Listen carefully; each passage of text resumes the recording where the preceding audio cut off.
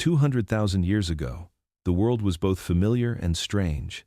The continents were in their places, the rivers carved their paths, the stars shone as they do tonight. Yet the land was wilder, the air colder, the dangers closer. This was a time when humans were few, when survival depended on fire, stone, and one another, when every day meant searching for food, water, and shelter.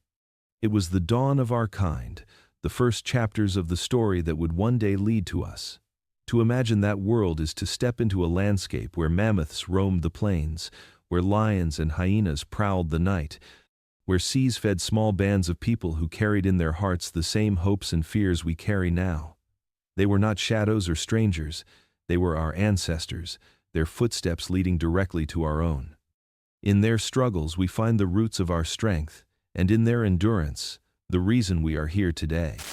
Sorry for the interruption, where are you tuning in from? Drop it in the comments. 200,000 years ago, the world was a place both familiar and alien, a time so distant that it stretches the imagination to picture it. Yet it is a chapter in our own story, a moment not so far that the people who walked the earth were strangers to us. 200,000 years ago, the continents had already taken the shapes we would recognize today. The mountains stood tall, the rivers carved their ancient courses, the oceans rose and fell with the pull of the moon. But the lives upon those landscapes were very different. To stand at the threshold of this deep past is to feel time stretch in both directions. Behind us lie countless ages of evolution, stretching back millions of years to the earliest ancestors who first walked upright, and before them, to creatures who could not imagine what the future might hold. Ahead of us, 200,000 years ago, lies all of recorded history, yet still unborn. The cities, the empires, the languages, the religions, all still waiting in the dark. The earth then held only small bands of people, scattered, moving quietly across the land, living with the rhythm of nature, unaware that they carried within them the seeds of everything that would one day follow. When we say 200,000 years, it sounds abstract, a number, a measure too large for the human mind to hold, but think of it another way. Imagine the span of a human lifetime, stretched and multiplied, not once, not twice, but thousands of times. Imagine generation after generation rising and falling, entire lives lived, entire families remembered, entire stories told and forgotten, while the earth turned slowly on its axis and the stars wheeled overhead in the same ancient patterns. The threshold of deep time is not a place of silence, but a place full of life. Winds sweep across the grasslands of Africa, where early humans take their first steps into the wider world. Herds of animals graze under the hot Sunday. Rivers teem with fish. Forests whisper with the calls of birds and insects. The air is rich with the smells of earth and water, smoke and rain. If you were there, the sky would feel immense above you, stretching clear and endless, the same sky you see today, though filled with a world far wilder than the one you know. 200,000 years ago is not the story of something lost, it is the beginning of something still unfolding. It is the moment when our ancestors, people who looked like us and thought like us, began to carry the flame of humanity through the long corridors of time. They could not know the journey ahead, but when we look back, we see the threshold where that journey truly began. 200,000 years ago, the earth beneath human feet felt at once recognizable and strange, a world in motion shaped by cycles of ice and warmth, a living planet caught in rhythms far older than any civilization. The continents rested in positions that would look familiar on a modern map, Africa in the center, Europe and Asia stretching above, the Americas standing apart across wide oceans. Yet the landscapes within these shapes carried a character quite different from today. Vast glaciers waxed and waned with the coming and going of ice ages, immense frozen sheets that stretched across much of the northern hemisphere, grinding mountains, carving valleys, and pushing life southward. When the ice advanced, sea levels dropped, coastlines widened, and dry land emerged where ocean now flows. Whole bridges of earth connected continents that later became divided, allowing animals and people to move where today only water lies. In times of warmth, the ice retreated, rivers swelled, forests spread, and the sea crept back across the land, drowning low plains and reshaping shores. This constant dance of advance and retreat left the planet in a state of flux, a world where nothing stood still for long. Africa, the cradle of our species, pulsed with seasonal rains that turned savannas green, then faded to long months of dry earth and dust. Herds of antelope and zebra, ancestors of those we know today, grazed under the watch of lions and hyenas, while humans followed their movements, drinking from rivers that rose and fell with the rhythm of the skies. To the north, Europe shivered under colder skies, much of it forest and tundra, shaped by ice and wind. Asia stretched in vast grasslands, home to herds of wild horses, bison, and mammoth. A sweeping steppe where predators prowled and humans would one day wander. In the Americas, untouched by human feet for tens of thousands more years, giant sloths, saber-toothed cats, and towering mastodons roamed through forests and plains. Australia too waited, a land filled with marsupial giants, massive birds, and reptiles, sealed off in isolation until the arrival of humans many millennia later. The Earth of 200,000 years ago was not empty. It was alive with abundance, but its patterns of life were tuned to the great cycles of climate, warmer interludes followed by cold, fertile times followed by scarcity. To walk this ancient Earth was to feel the ground as part of a shifting stage, every horizon shaped by forces larger than any human, every journey measured against the vast and patient rhythm of ice and thaw. It was a world where the familiar outline of the continents held ecosystems unlike our own, a reminder that even though the Earth looks the same on a map, the living face of the planet is always changing, always remaking itself, and always carrying us forward in its endless cycle. 200,000 years ago, the climate of the Earth was never still. It was a planet breathing in long, slow rhythms of cold and warmth, each cycle lasting thousands of years, each shift changing the very rules of survival. In the far north, immense ice sheets stretched across continents, covering most of Canada, sweeping down into Europe, pressing into Siberia, their frozen weight grinding the land beneath them. Glaciers carved valleys, polished stone, and pushed soil before them like plows, reshaping entire landscapes in silence and patience. These frozen expanses reached thousands of feet thick, holding within them the water of oceans, pulling sea levels down, exposing land bridges, and opening paths between continents. In the times when the ice ruled, much of the Earth grew colder, drier, and harsher. Forests shrank, grasslands spread wide, deserts expanded, and the struggle for life sharpened. In these cold ages, humans and animals alike had to adapt, moving south into warmer regions, learning to endure scarcity, surviving on what could be hunted, gathered, or carried through the long seasons. The cold was not just a matter of temperature, it was a force that shaped migration, changed diets, and determined where life could flourish. But these frozen times were not permanent. Slowly, almost imperceptibly, the ice would retreat, the air would soften, rains would return, and warmth would spread across the continents. Rivers would swell, forests would push northward, lakes would fill, and animals would follow the green growth. For humans, these interglacial periods were times of expansion, when food was more abundant, when lands that had been barren or frozen became alive again. Life itself followed the rhythm of these great shifts, contracting in the cold, expanding in the warmth, as though the planet itself was guiding the pulse of survival.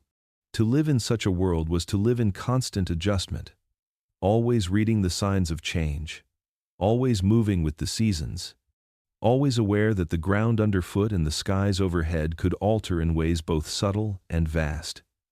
The climate was not background, it was the central stage upon which all existence played out.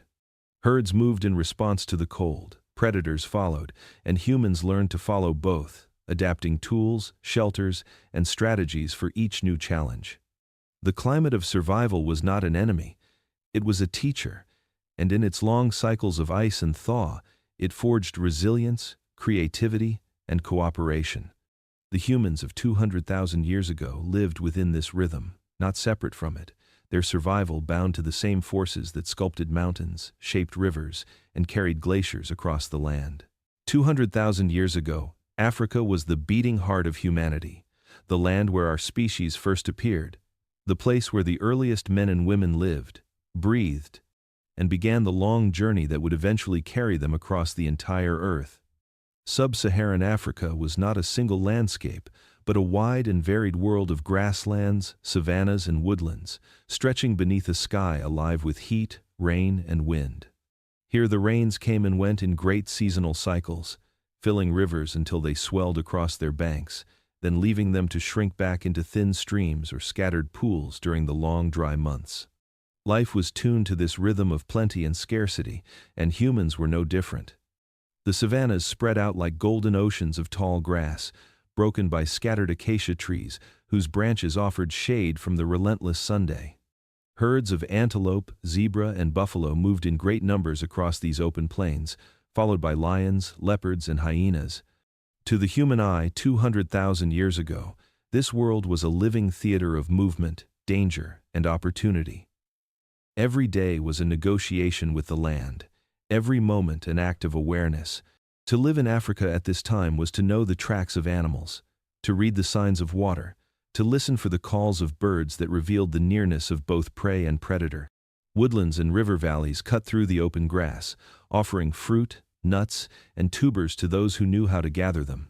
Rivers were lifelines, places where humans drank, fished, and met the other animals who also came to quench their thirst. Crocodiles lurked in the shallows, hippos stirred the water with heavy bodies, and birds filled the skies with their endless cries. The land was rich, but it was also full of risk, and survival meant not only strength, but knowledge.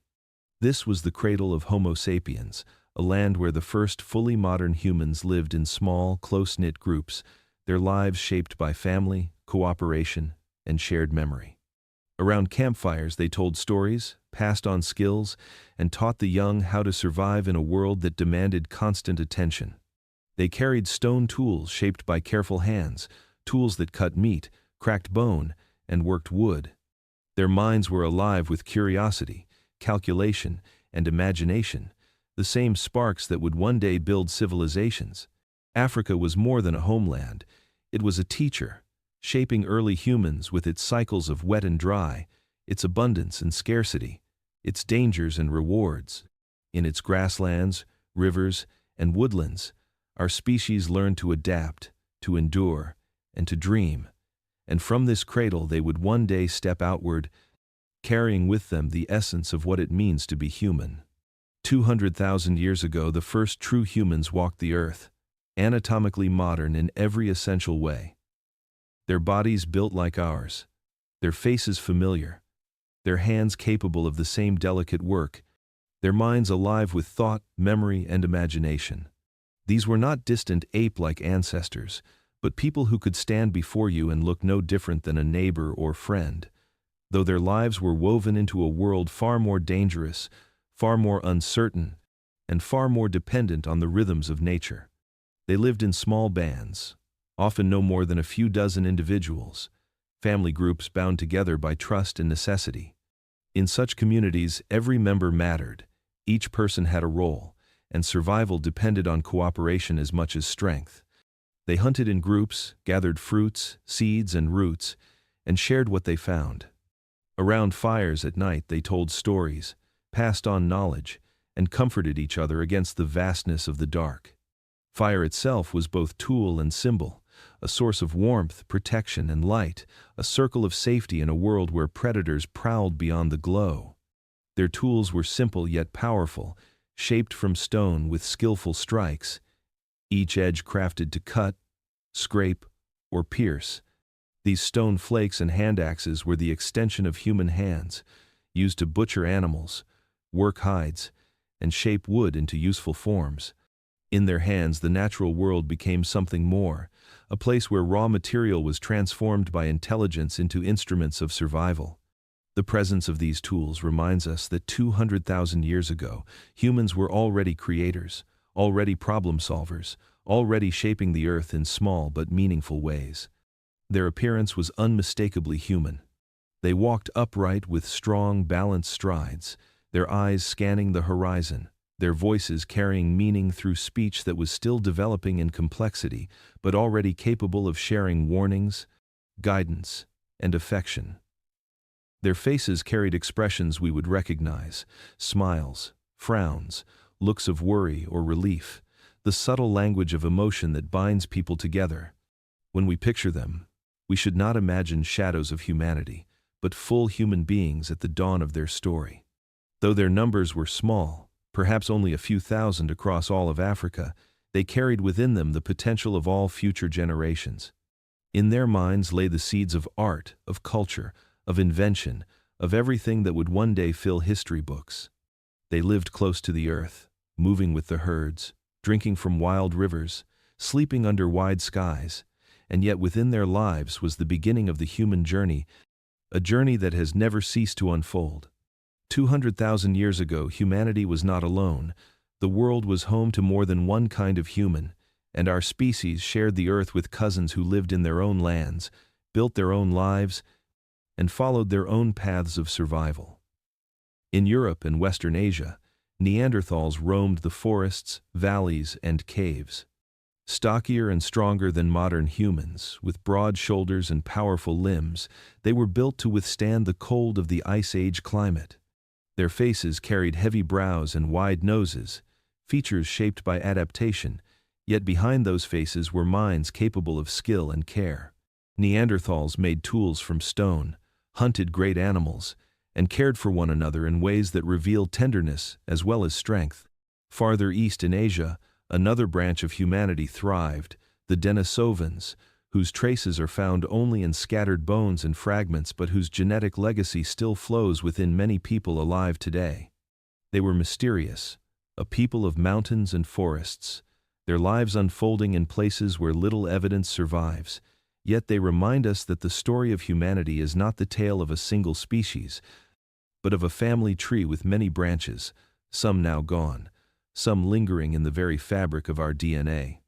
In Africa itself, alongside the ancestors of Homo sapiens, other archaic humans lived, some close relatives, others more distant, each shaped by their environment, each carrying different answers to the challenges of survival. For a time, the earth was a mosaic of humankinds, scattered across continents, moving through their own rhythms of life, sometimes isolated, sometimes meeting, sometimes mixing in ways that would leave traces for millennia to come. These other humans were not lesser. They were adapted to their worlds as perfectly as we were to ours.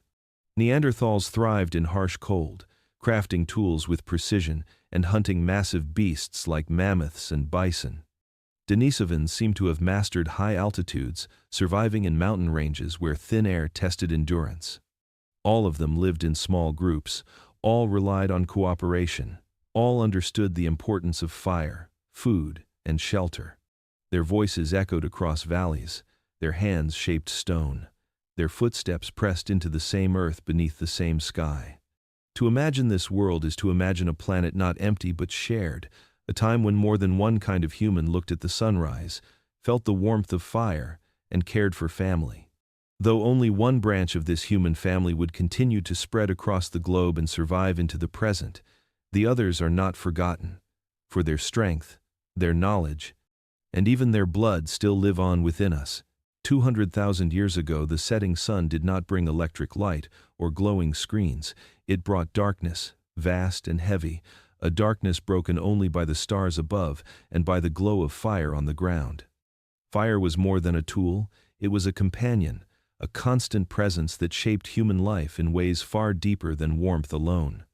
In the firelight, the night changed from a place of danger into a place of safety, the flames pushing back the shadows where predators prowled, the smoke carrying a signal that humans had claimed this patch of earth as their own.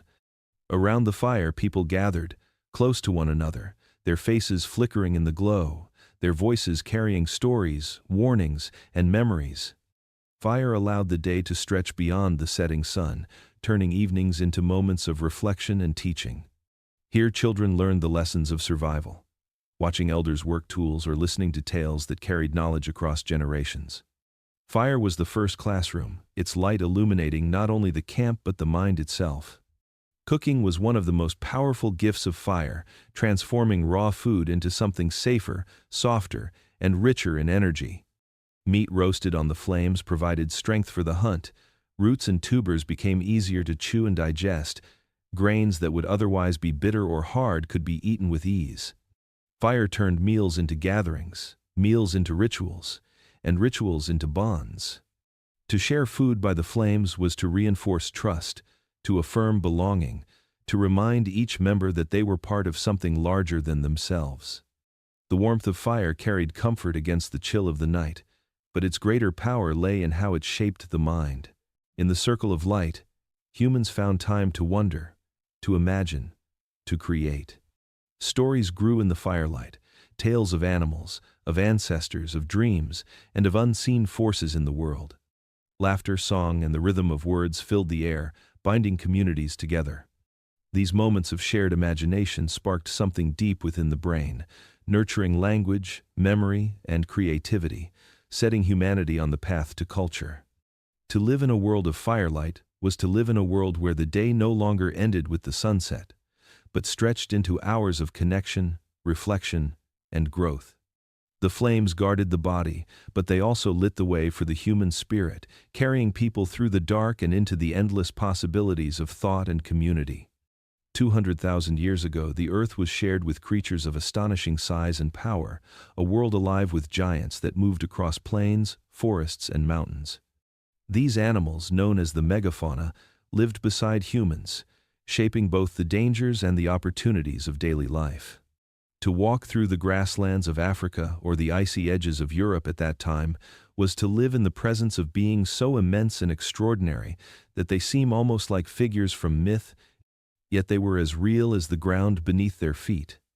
Mammoths roamed in herds, their towering shapes crowned with great curving tusks, their shaggy coats shielding them from the cold winds of the Ice Age. They thundered across the open steppe, feeding on grasses and shrubs, their movements carving paths across the land. For humans, mammoths were both a source of awe and a source of survival, their meat, hides, and bones providing food, shelter, and tools for those skilled and brave enough to hunt them. Alongside them prowled the saber-toothed cats, predators with long, curved teeth that could pierce the hides of great beasts. They moved silently through woodlands and grasslands, their eyes fixed on prey, their strength unmatched. To humans, they were a constant threat, yet their presence also taught caution, strategy, and awareness, forcing people to sharpen their senses in a world where danger was never far away. In the Americas, which humans had not yet reached, giant ground sloths wandered slowly through forests, massive creatures that rose on hind legs to pull down branches, their claws long and curved, their size dwarfing nearly everything around them. Across Europe and Asia, cave lions stalked the valleys, larger than any lions alive today, kings of the hunt whose shadows stretched across icy landscapes. These predators commanded respect, their roars echoing in the night, their presence shaping the very patterns of life. The world of giants was not limited to land alone. Immense birds filled the skies in some regions, while rivers and seas held their own leviathans, creatures whose power and size reminded humans of the endless scale of nature.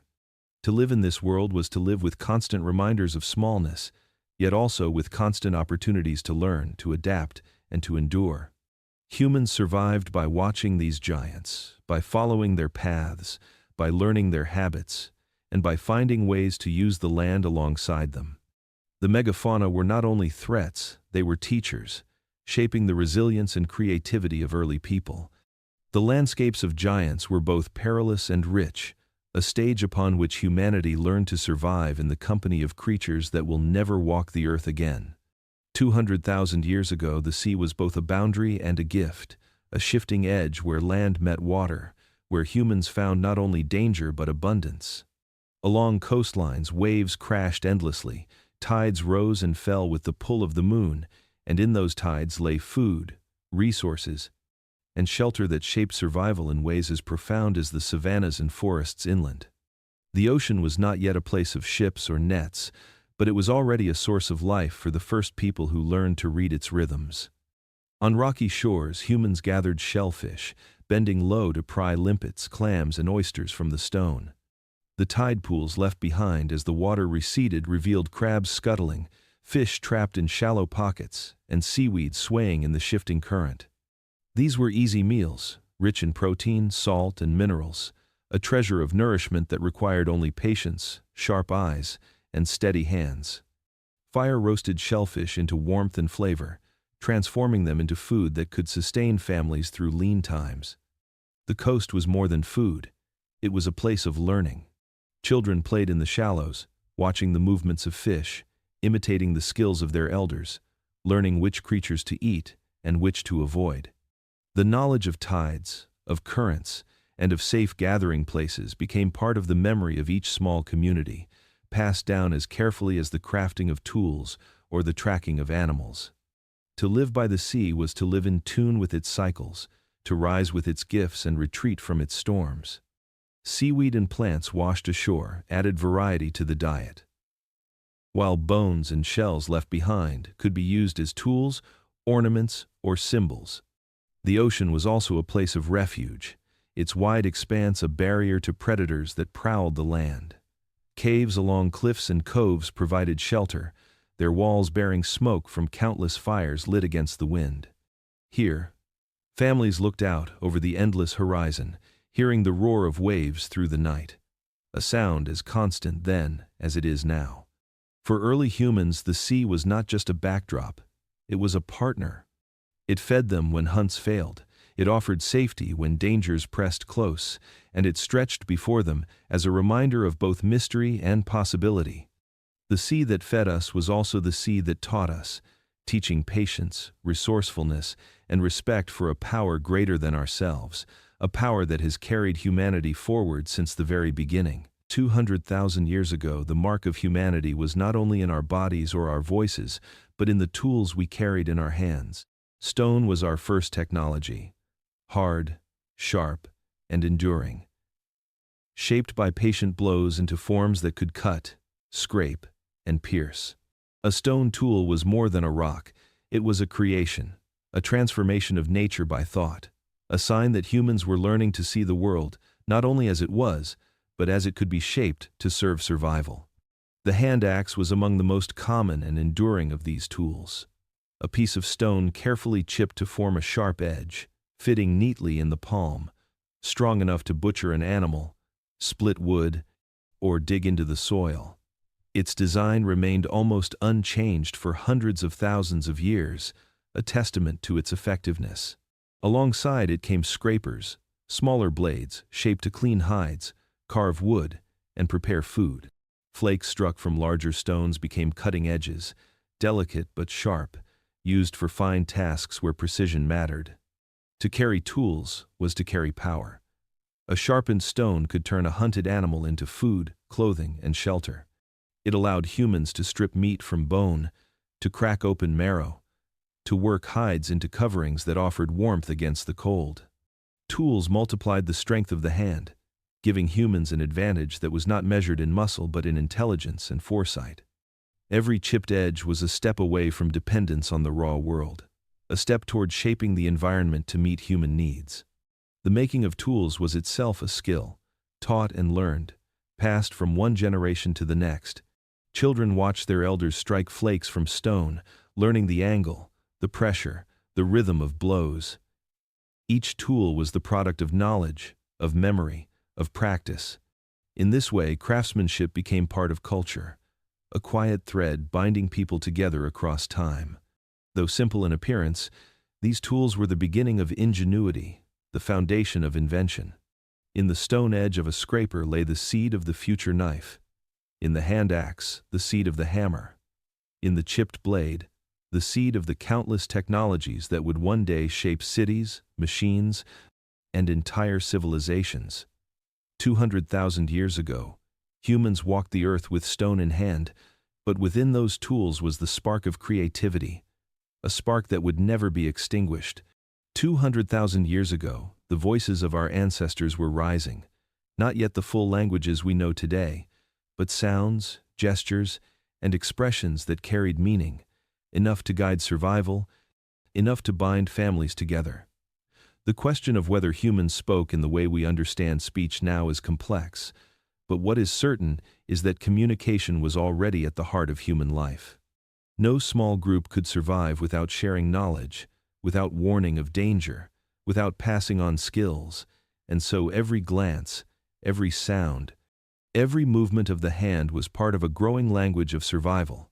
Imagine a hunting party moving through the tall grass.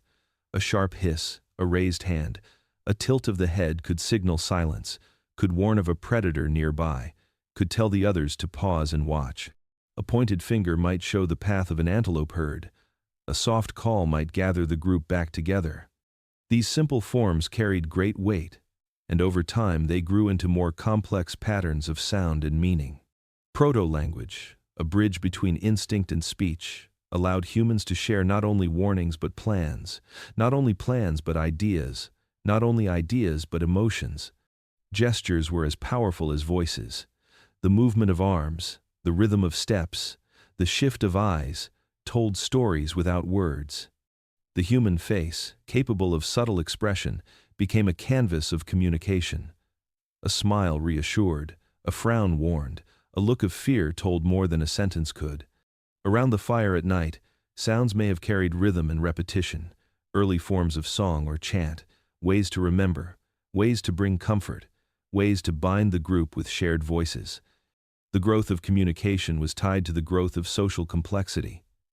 As groups worked together to hunt, to gather, to protect children, they needed more than instinct. They needed shared understanding.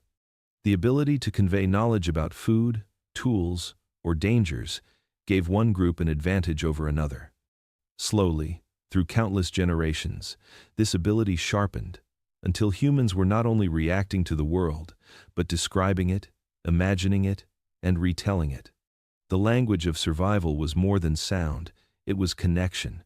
It was the weaving of minds into a single thread of community. It allowed early humans to cooperate at a level no other animal could, and within that cooperation lay the secret of endurance. 200,000 years ago, the voices of humanity were still young, but they carried within them the first notes of all the stories, songs, and conversations that would one day shape the human world. 200,000 years ago, when the sun dipped below the horizon and the chill of night crept in, shelter became the dividing line between comfort and danger. For early humans, the world was both vast and unpredictable, filled with predators that prowled after dark, with sudden storms that swept across plains, with winds that cut sharp against bare skin. Shelter, in whatever form it could be found, was not a luxury but a necessity for survival. Caves were among the first refuges, natural fortresses carved by the earth itself.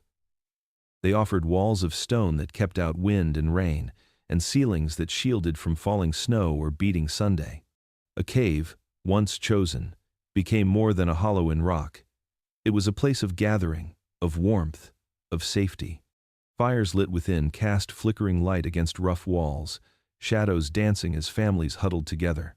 But caves were not always safe, for they could be home to bears or lions, and so early humans approached them with caution, sometimes driving out animals, sometimes forced to move on to find another place to rest. When caves were not available, humans turned to the landscape and to their own hands.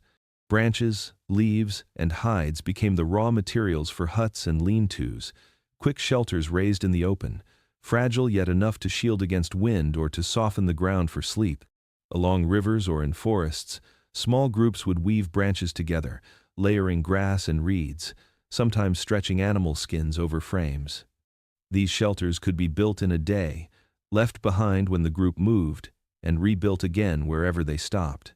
Mobility was as important as protection, for survival often depended on following herds, moving with the seasons, and seeking fresh water.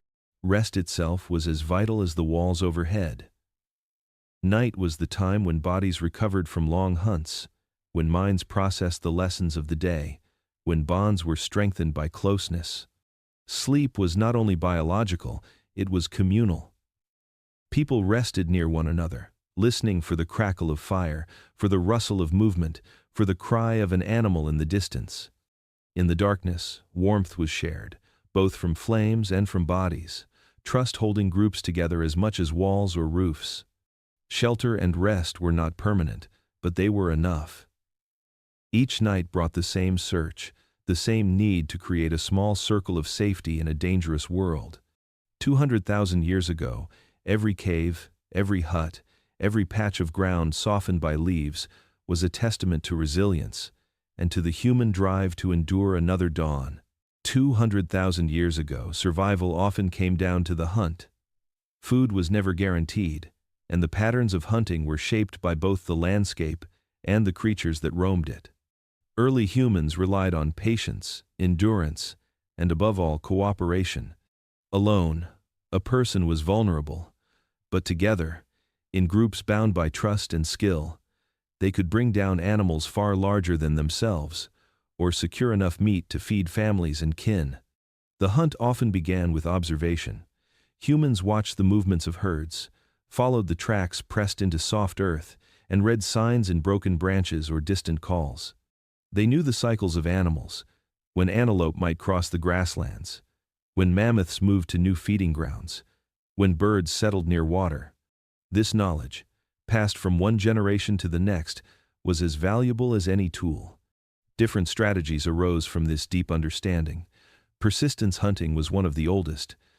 With endurance unmatched by most animals, humans would chase prey across long distances, not with speed, but with stamina. Under the hot sun, an antelope or deer might bolt and sprint, but humans, sweating to release heat, could keep moving for hours, wearing the animal down until exhaustion forced it to collapse. It was a test of will, both for hunter and hunted, but it showed the power of patience. Other hunts demanded teamwork.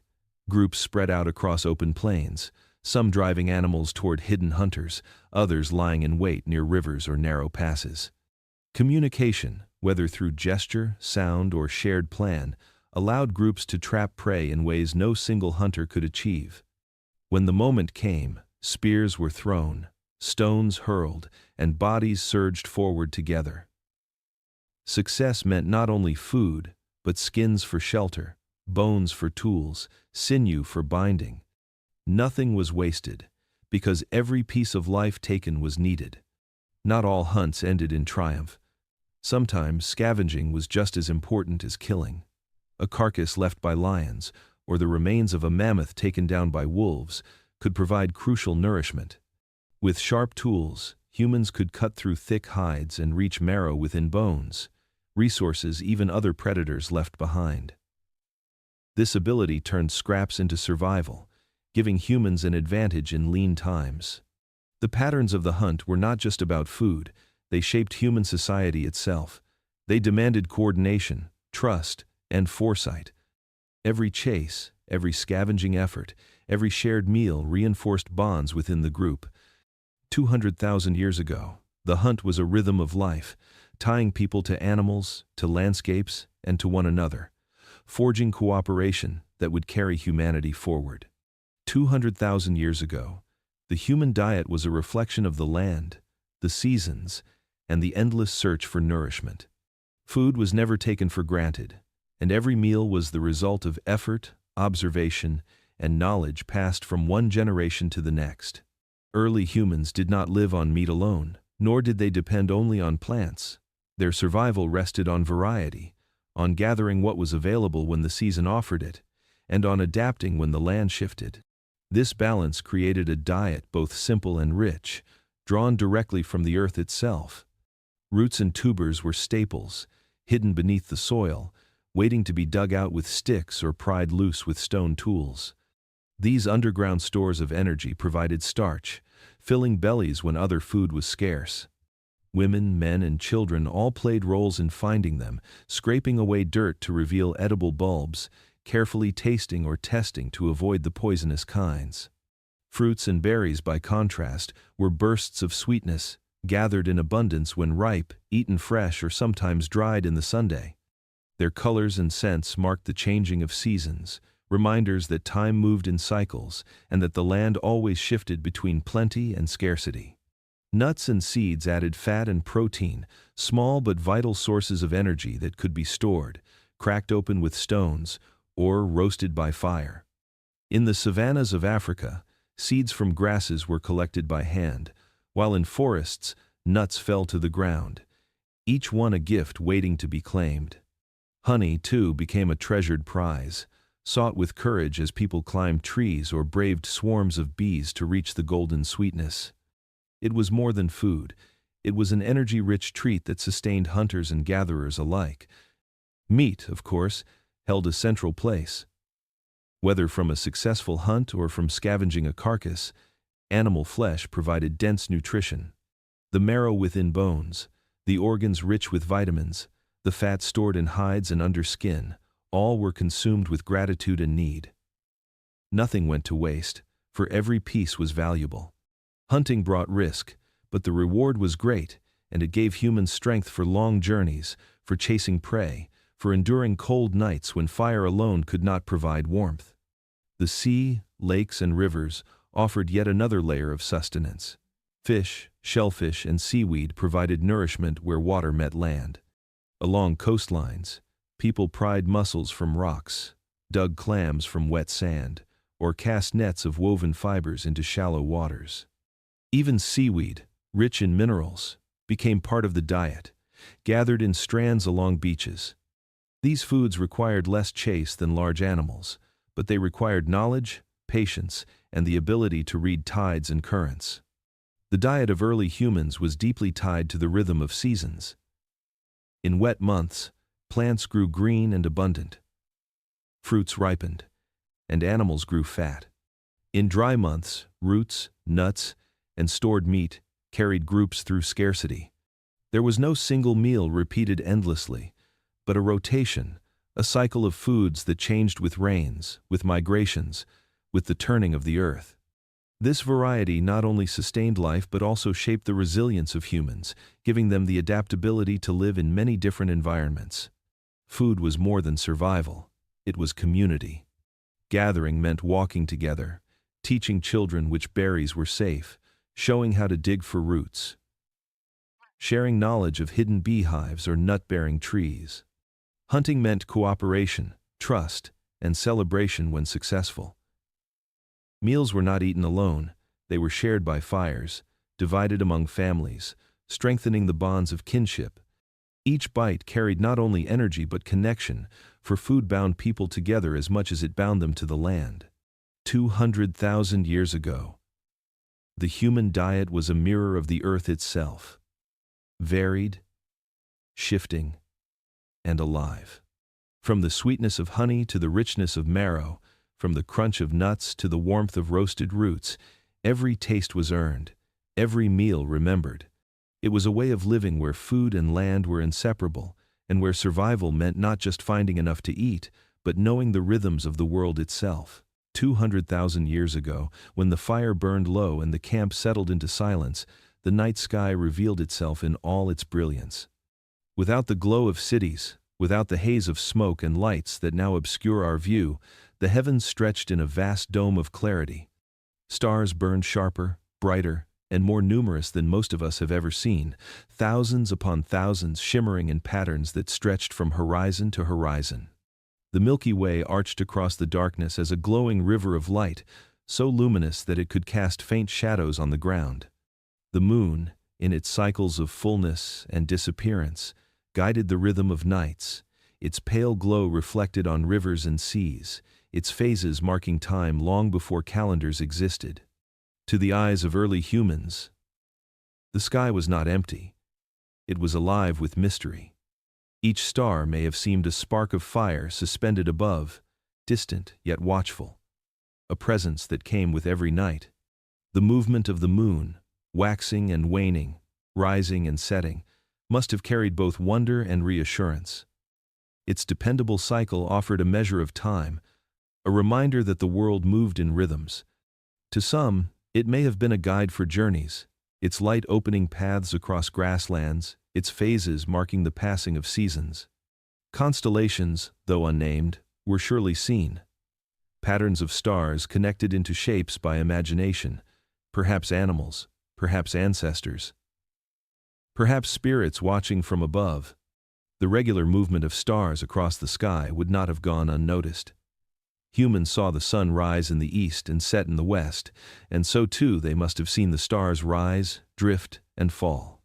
Over time, such patterns may have become woven into memory, serving as silent maps in a world without borders, a compass to those who walked the earth in search of food and shelter. The sky was also a source of questions. What were these lights, so bright and unreachable? Why did the moon change its face, disappearing and returning in cycles? Why did some stars move differently, wandering like slow travelers across the heavens? These mysteries gave the night sky a sacred weight, one that no doubt stirred the imagination and the earliest forms of storytelling. Around the fire, children may have asked their elders about the lights above, and elders may have answered with tales that explained the unexplainable, weaving meaning into the fabric of the night. The cosmos was not only a canvas for stories, it was also a companion. In a world where danger lurked in the shadows, the stars were constant, always returning with dusk, always present above the hunters, the gatherers, the sleepers. The night sky gave a sense of place in the vastness of the world, a reminder that there was more beyond the ground beneath their feet.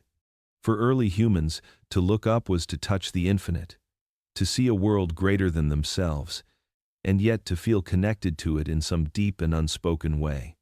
200,000 years ago, the stars, the moon, and the dark sky above were not separate from human life. They were part of it. The heavens guided movement, inspired imagination, and offered comfort in the silence of night. What we now call astronomy was, for them, wonder. What we now call myth may have been, for them, truth. And in that endless expanse of light and shadow, early humans found both mystery and meaning, a connection that has never truly faded, for we still lift our eyes to the same stars they once knew. 200,000 years ago, when the firelight dimmed and the edges of camp blurred into darkness, danger was never far away.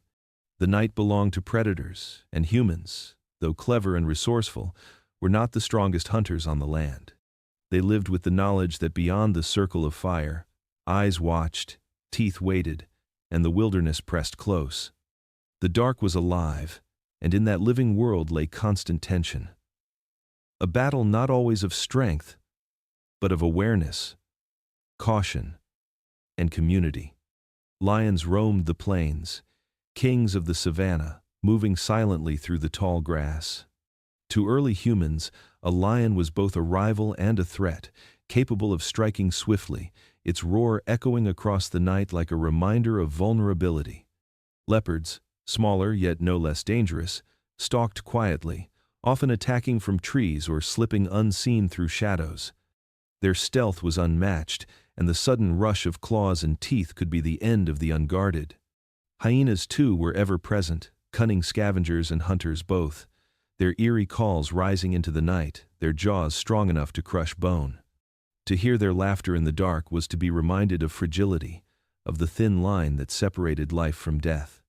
Near rivers and lakes, crocodiles lay in wait, motionless in muddy waters.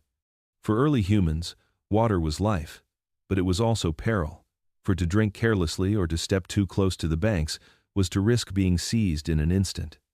These reptiles, patient and ancient, were masters of ambush, and the fear of hidden danger shaped how humans approached the waters that sustained them. Predators were not the only dangers. Venomous snakes coiled silently in grass or trees, their strikes swift and deadly. Scorpions and spiders lurked in shelters and crevices. Even insects carried threats of sickness. The natural world did not yield safety. It demanded constant vigilance, teaching humans to listen, to watch, to anticipate. The rustle of leaves, the snap of a twig, the sudden silence of birds, all became signals to interpret, warnings that survival depended upon. Humans did not face these dangers alone. Together they learned to use fire as a shield, keeping predators at bay with its flames and smoke. Spears, sharpened stones, and coordinated defense gave them strength greater than their bodies alone. The group itself was a protection. For many eyes could see what one might miss, and many voices could shout, scare, or drive off attackers. Community was survival, and survival was community. Yet even with fire, tools, and numbers, fear was ever present. Night was never free of tension, for the wilderness pressed against the edge of every camp, reminding humans of their place in the order of life. But this constant struggle also shaped resilience. It sharpened senses, deepened cooperation, and forged an awareness that the world was shared with creatures as skilled and determined as themselves. 200,000 years ago, danger was the constant companion of life, woven into every night, every journey, every drink from a river or walk through tall grass. Humans lived not apart from predators, but among them, testing their wits against claw and fang. And though fragile compared to the beasts that stalked the dark, it was not strength alone that kept them alive, but awareness, unity, and the growing spark of human ingenuity. 200,000 years ago, the world of human beings was at once small and immense. Daily life was lived within the intimacy of a group, perhaps 30 to 50 people at most, a circle of familiar faces, each one known from birth to death. These groups were families extended outward, kinship woven through blood and bond, and in such numbers lay both strength and limitation. Too few to build cities, too few to hold armies, yet enough to endure, enough to share the burdens of survival, enough to pass knowledge from elder to child. Within such groups, every person mattered. Each hunter, each gatherer, each child learning from example, played a part in the balance of life. An injury to one was a hardship to all. A lost hunter meant less food.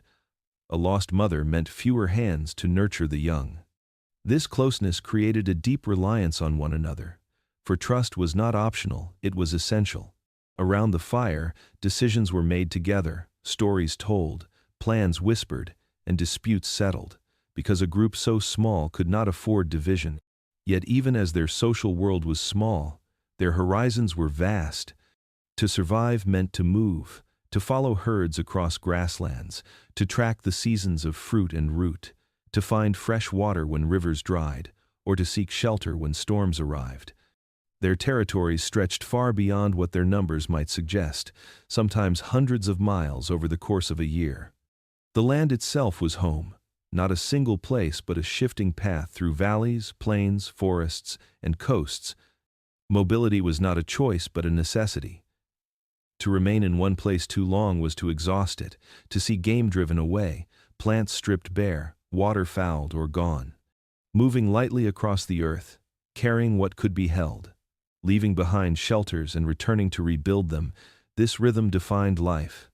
Children grew up learning not to cling to one patch of ground, but to understand the seasons of the land, the migrations of animals, the rise and fall of rivers. They learned trails marked by landmarks, by hills, by the shape of trees or the position of stars. These paths were memory inscribed upon the earth, shared and remembered by those who walked them year after year. The wide horizons brought both opportunity and danger. A new valley could offer fresh game and sweet water, but it could also bring encounters with other groups, with strangers whose presence might mean competition, or, at times, rare exchange. The boundaries of territory were not marked by walls or borders, but by the memory of where one group hunted and another gathered. Some meetings might end in conflict, while others may have offered a chance to share knowledge, mates, or tools. Life in small groups gave humans resilience. A band of 50 could pack up and move quickly, adapting to new lands, surviving storms, droughts, and the shifting patterns of prey. They were not bound to one place but to one another, and in that bond they carried their world with them. Their homes were not fixed villages, but circles of people who shared food, stories, and firelight. 200,000 years ago, the small world of a family band walked upon wide horizons, moving endlessly across a living earth. In their footsteps lay the beginnings of exploration, the spirit that would one day carry humanity across continents and oceans. Mobility was survival, and through it humans learned that home was not a single place, but the shared journey itself. 200,000 years ago, humans were not only surviving, they were beginning to wonder, to imagine, to shape symbols that carried meaning beyond the immediate needs of the hunt or the fire.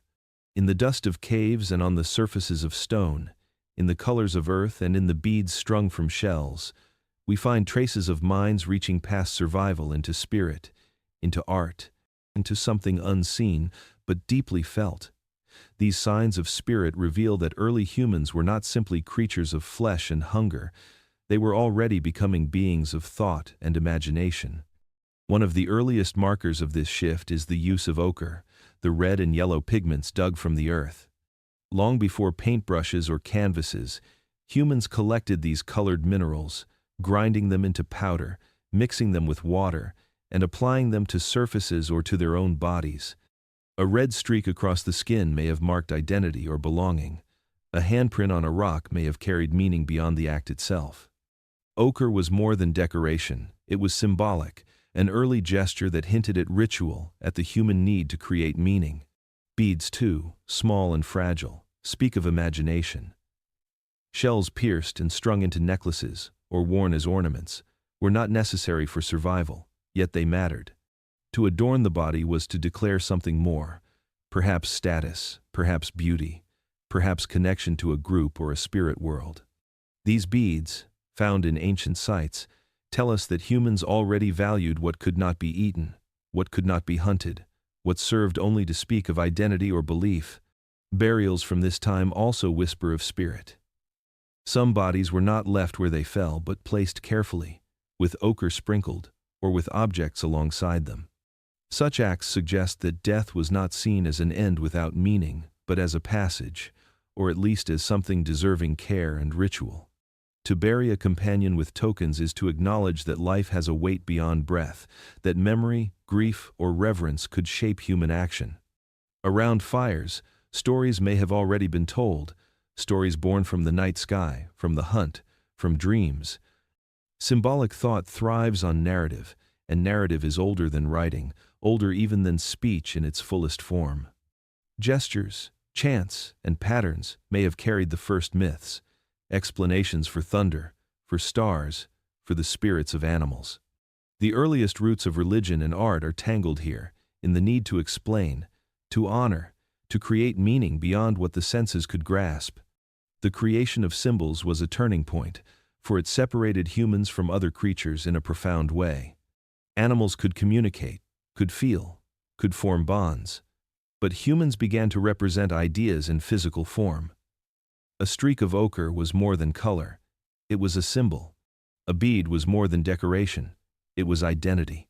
A burial was more than disposal, it was ritual.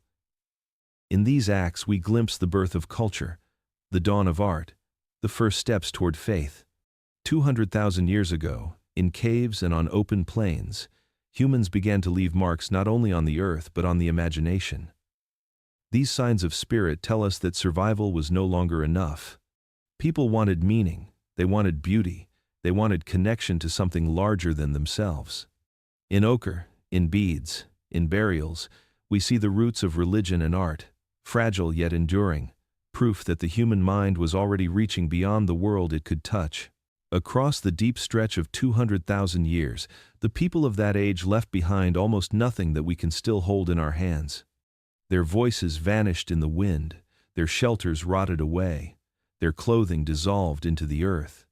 Yet here and there, fragile footprints remain, faint records of their lives that survived against all odds. Archaeology is the patient uncovering of these echoes, and through them we are given brief glimpses into a world otherwise lost. Sometimes those echoes come as literal footprints, pressed into soft mud long ago, hardened by sun, then sealed by layers of soil. A set of tracks across an ancient riverbank tells us who walked there, how many there were, whether they were moving slowly or running quickly. In one place, the prints of adults are joined by the smaller steps of children, reminding us that families once moved together over that ground. Each footprint is a silent witness, a record of a life lived in motion, fragile yet enduring, allowing us to follow where they walked for a moment in time. Other traces come in the form of bones found deep in caves or beneath stone. These bones are not only the remains of individuals, they are storytellers. Teeth worn down from chewing tough roots or sinew reveal what was eaten. Cuts on bone from stone tools reveal the butchering of animals.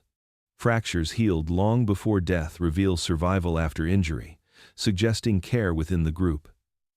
Even in death, bones remind us that these were people with strength, struggle, and endurance. Charred wood, too, often no more than blackened fragments, tells us of fire. A circle of ash on a cave floor is a fireplace, a place where warmth was gathered, where food was cooked, where stories might have been shared in the glow of flame. Each bit of charcoal whispers of nights when people sat close, guarded against the dark, using fire as shield, tool, and symbol. These small remains carry the weight of countless evenings, reminding us how central fire was to life itself. Stone flakes, sharp edges chipped from larger cores, scatter across ancient campsites. At first they seem like debris, but they are evidence of craft and planning. Every flake is part of the process of making a tool, a hand axe, a scraper, a blade. These fragments are the fingerprints of human ingenuity, proof of minds shaping stone with purpose and skill. Though small, they speak of thought, of repetition, of teaching passed from one hand to another. What is striking is not how much has survived, but how little. The world of 200,000 years ago was full of voices, laughter, work, and movement. Yet almost all of it has vanished. What we find are faint imprints, fragile footprints across time. From them we piece together lives, reconstructing the habits, choices, and struggles of people who never imagined their traces would endure.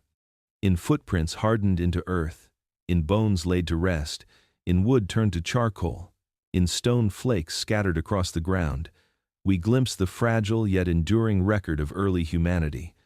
These traces remind us that even the simplest acts, walking across mud, tending a fire, shaping a stone, can leave echoes that outlast centuries. They are small, they are fragile, but they are enough to tell us that long before us, people lived, people struggled, and people left behind a story written in the earth itself. 200,000 years may seem like an ocean of time, a distance so vast that it feels impossible to cross. Yet when we look closer, when we follow the fragile traces left behind, we see that the people who walked then were not strangers. They were us. Their hands shaped the same stones our ancestors would later sharpen. Their eyes looked up at the same stars that still shine above us tonight. Their hearts beat with the same rhythm of fear, hope, hunger, and love. When they gathered around fires, the flames warming their faces, they shared food and laughter. They comforted children and tended the injured. They told stories even if those stories did not yet have words. And in doing so, they laid the foundations of the lives we live today. They hunted together, moved across wide landscapes, endured cold nights and burning days. And in every challenge they found ways to adapt. Their survival was not guaranteed, yet they endured, and because of that endurance, we are here. Bloodlines stretch unbroken from those distant people to us. Every heartbeat you feel now is carried on a chain of lives that never failed, each one leading to the next, each one surviving long enough to pass on breath and memory. You carry their strength in your bones, their resilience in your skin, their curiosity in your mind. When you speak, when you laugh, when you hold another person close, you repeat gestures they once knew, gestures that carried meaning across thousands of generations. It is tempting to imagine them as different, as half-shadows on the edge of humanity, but that distance is an illusion. They felt pain as we feel pain. They sought comfort as we seek comfort. They wondered about the world as we still wonder. Their tools may have been stone, their shelters simple, their numbers small. Yet the essence of what it means to be human was already present. The spark of thought, the bond of community, the care for one another, these were already there, glowing quietly in the long nights of prehistory. The continuity is profound. From footprints pressed into ancient mud to the steps you take today, from fires glowing in dark caves to the lights of cities burning across the world, from hands shaping stone to hands building machines, the story has never been broken. It is one long thread, woven through time, binding us to those who came before. So when you think of them, do not imagine distant strangers. Imagine family. Imagine ancestors whose voices you cannot hear, but whose legacy you carry in every breath. Their lives were not the beginning of a story that ended with us. Their lives are part of the same story we are still writing. The story of endurance, of survival, of imagination, of humanity itself. And so, across the gulf of time, we can say with certainty, they were us, and we are them, and the bridge between their world and ours is not built of stone or fire or bone, but of life itself, unbroken, enduring, reaching from the deep past into the endless future.